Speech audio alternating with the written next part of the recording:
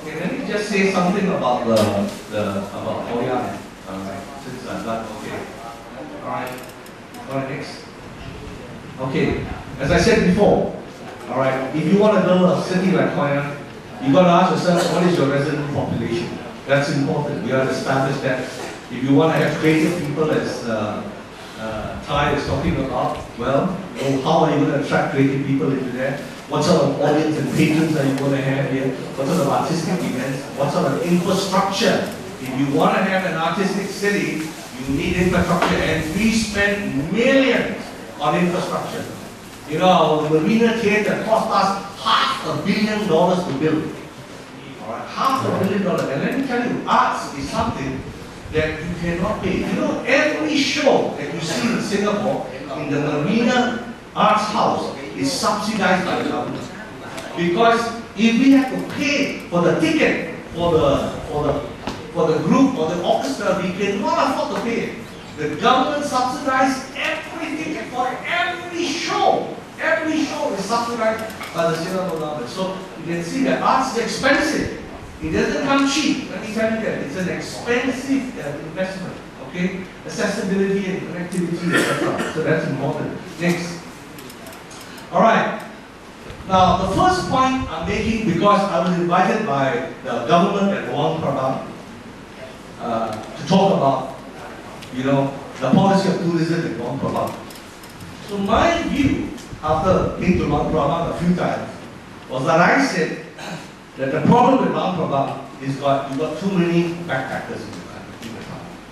Now, if you have a lot of backpackers like you see in Hoi An, they do not pay for infrastructure costs. Because they're paying very cheap prices, they do not pay. The people that pay for infrastructure costs are probably your mass tourists, or what I call the silver-haired tourists, the upmarket tourists.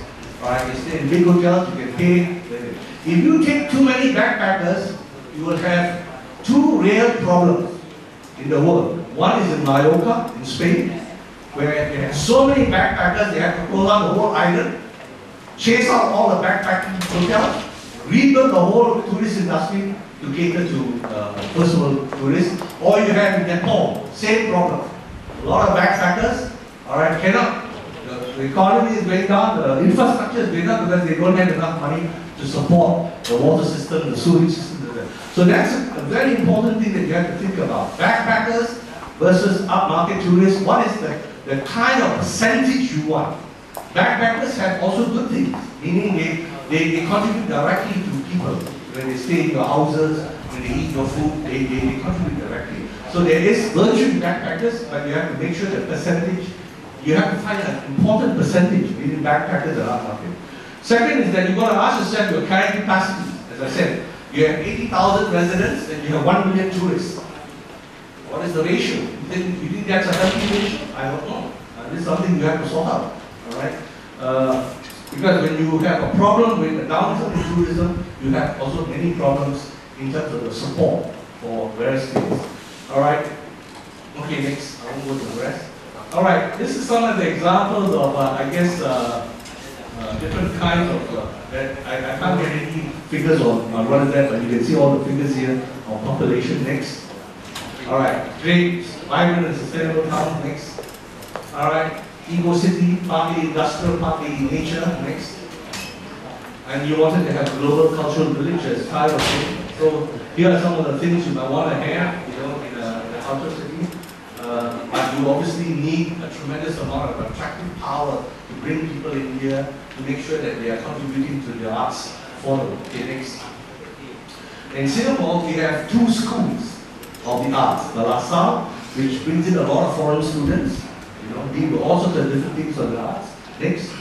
That's the school. Alright, very high-tech kind of thing. Next.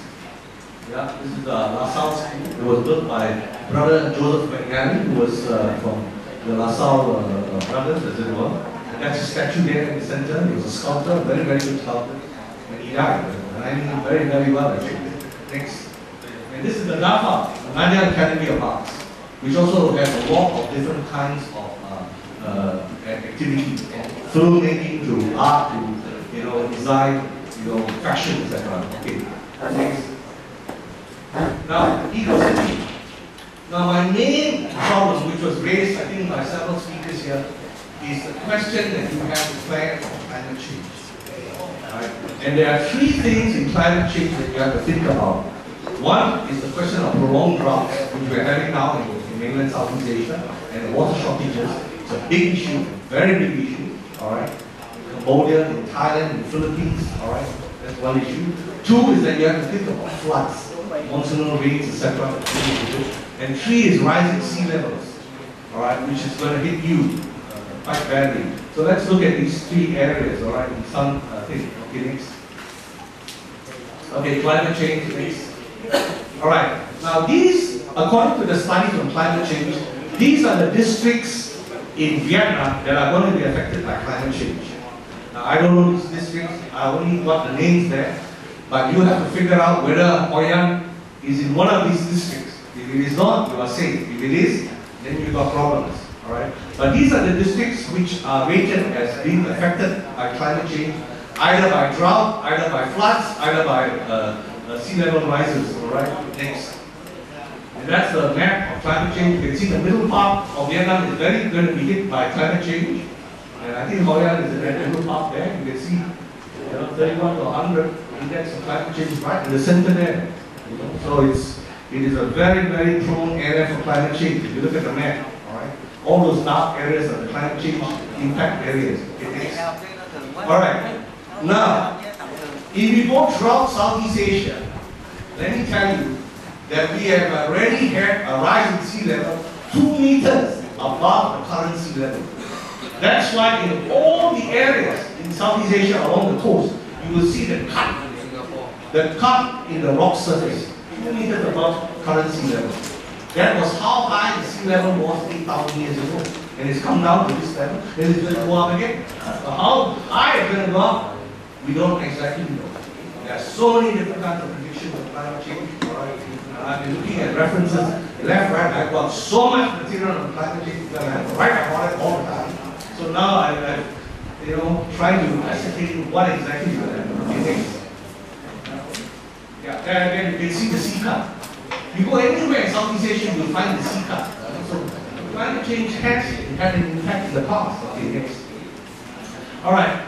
Yeah, here's a global assessment taken from another kind of study, and the nearest to Hoi An is the one in Vietnam. Downstream Mekong wetlands in Vietnam. All right. It has 3 different kinds of ecosystems: coastal, cultivated, and inland water. All right. That's the 3 different ones. And then you look at the dependence of these different ecosystems for people. All right. People are dependent for their food, for their water, for their fuel and energy, for biodiversity, for carbon sequestration, for timber and fiber, for runoff regulation, for cultural, spiritual identity, and for many other things. So you have to ask yourself, what are you going to be dependent on here? What is the resident population dependent on this particular inland and coastal kind of biosystem, bioregion, all right? And then you can see how that climate change is going to impact you. Okay, next. And these are the eco-city, whether you want to go high-tech or low-tech. Next. And finally, well, we need that. Thank you very much.